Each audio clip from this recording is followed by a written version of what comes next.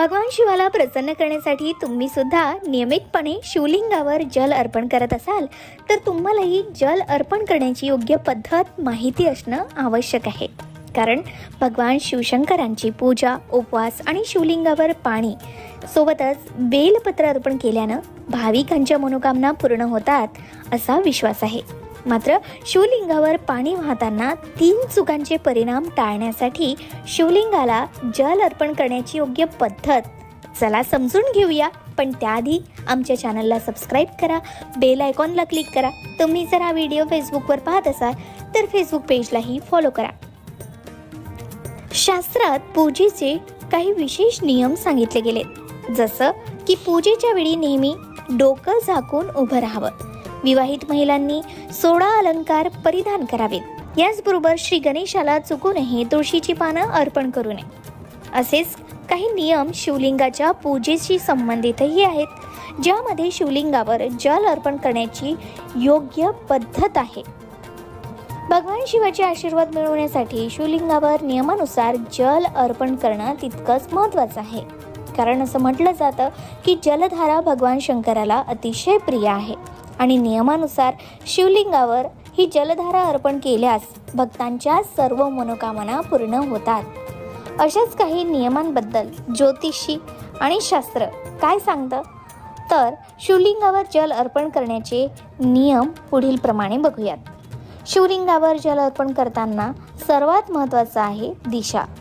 शिवलिंगाला जल अर्पण करताना पूर्वेकडे तोंड करून कधीही जल अर्पण करू नये असं म्हटलं जातं.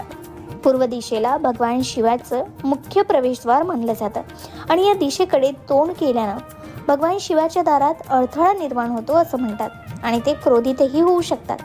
म्हणून नेहमी उत्तर दिशेला तोंड करून शिवलिंगावर पाणी अर्पण करावं. कारण उत्तर दिशेला भगवान शिवाचा डावा भाग मानला जातो, जो देवी पार्वतीला समर्पित आहे.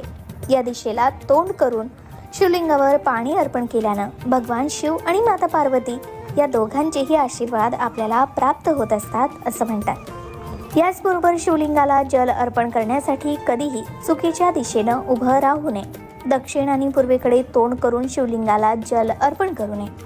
शिवभक्तांनी नेहमी उत्तरेकडेच तोंड करून शिवलिंगाला जल अर्पण करावं. एका पौराणिक मान्यतेनुसार उत्तर दिशा ही भगवान भोलेनाथांची डावी बाजू आहे, जिथे माता पार्वती वास करतात. आता जर शिवलिंगाला पाणी अर्पण करायचं असेल तर ते कोणत्या भांड्यातून किंवा कोणत्या पात्रातून अर्पण करावं हेही महत्त्वाचं आहे. तर शिवलिंगाला जल अर्पण करताना सर्वात महत्त्वाची गोष्ट म्हणजे तांब्याच्या भांड्यातून पाणी अर्पण करावं. शिवलिंगावर नेहमी तांब्याच्या भांड्यातूनच जल अर्पण करावं. त्याचे योग्य फायदे आपल्याला मिळतात. ज्या भांड्यात लोखंडाचा वापर केला जातो त्या भांड्यातून शिवलिंगाला कधीही जल अर्पण करू नये. तांब्याचे भांडे सर्वात शुभ मानले जाते, कारण शिवलिंगाला पाणी अर्पण करण्यासाठी सर्वोत्तम पात्र किंवा भांड हे तांब्याचं, चांदीचं आणि कास्याचं असायला हवं असं म्हणतात. चुकूनही स्टीलच्या भांड्यातून किंवा लोखंडाच्या भांड्यातून शिवलिंगाला जल अर्पण करू नये. यामुळे भगवान शिव नाराजही होऊ शकतात. त्यामुळे तांब्याच्या भांड्यात फक्त पाणीच टाकून शिवलिंगाला अर्पण करावं, ते अतिशय उत्तम मानलं गेलंय. पण चुकूनही शिवाला तांब्याच्या भांड्यातून दूध अर्पण करू नये, कारण तांब्यामध्ये असलेलं दूध हे विषा समान असतं असं मानलं जातं. शिवलिंगावर जल अर्पण करताना कधीही घाई करू नये. हळूहळू पाणी टाकावं. कारण शास्त्रात असंही सांगितलंय की भगवान शिवाला जलधारा खूप आवडतात. त्यामुळे जल अर्पण करताना घाई करू नये. पाण्याच्या पात्रातून ओढा बनवत हळूहळू शिवलिंगावर पाणी अर्पण करावं. शिवलिंगावर पाणी वाहताना त्याची धार पातळ असावी. यामुळेच भगवान शंकराचे आशीर्वाद लवकर प्राप्त होण्यास मदत मिळते. शिवलिंगासमोर उभं असताना जल अर्पण करू नये. आरामात बसून मंत्रोच्चार करत शिवलिंगावर जल अर्पण करावं. जर तुम्ही सुद्धा शिवलिंगासमोर उभं राहून जल अर्पण केलं किंवा पाणी वाहिलं तर तुम्हाला कोणतेही परिणाम मिळत नाही असं सांगितलं जातं. याचबरोबर शिवलिंगावर कधीही शंखातून पाणी अर्पण करू नये. असं केल्यानं शिवाची कृपा प्राप्त होत नाही. कारण शिवपुराणानुसार भगवान शिवाने शंखचूड नावाच्या राक्षसाचा वध केला होता. याच राक्षसाच्या हाडापासून शंख शिंपले बनतात असं मानलं जातं. त्यामुळे शिवलिंगावर शंखातून पाणी कधीही अर्पण करू नये. याशिवाय शिवलिंगावर जल अर्पण करताना ते खंडित होऊ नये याकडेही विशेष लक्ष द्यावं आणि एकाच वेळी जल अर्पण करावं. याही व्यतिरिक्त शिवलिंगाला जल अर्पण करताना पाण्याच्या पात्रात इतर कोणतीही सामग्री मिसळू नये. त्यामध्ये फुलं, अक्षता किंवा रोडी यासाठी कोणतीही सामग्री पाण्यात मिसळून त्याची शुद्धता नष्ट होते असं म्हणतात. त्यामुळे भगवान शंकराचा आशीर्वाद मिळवण्यासाठी नेहमी एकट्यानं म्हणजे नुसतं जल अर्पण करावं. याचबरोबर पौराणिक ग्रंथानुसार शिवलिंगाला संध्याकाळी जल अर्पण करावं की नाही असाही प्रश्न उद्भवतो. तर शिवपुराणात शिवलिंगाच्या पूजेचा सविस्तर उल्लेख आहे. संध्याकाळी शिवलिंगावर कधीही जल अर्पण करू नये असं म्हणतात. सकाळी 5 ते 11 या वेळेतच शिवलिंगावर जल अर्पण करणं शुभ मानलं गेलंय. कारण देवाची पूजा केव्हाही करता येते, पण पूजा योग्य वेळी केली तरच त्याचं योग्य फळ लवकर प्राप्त होतं.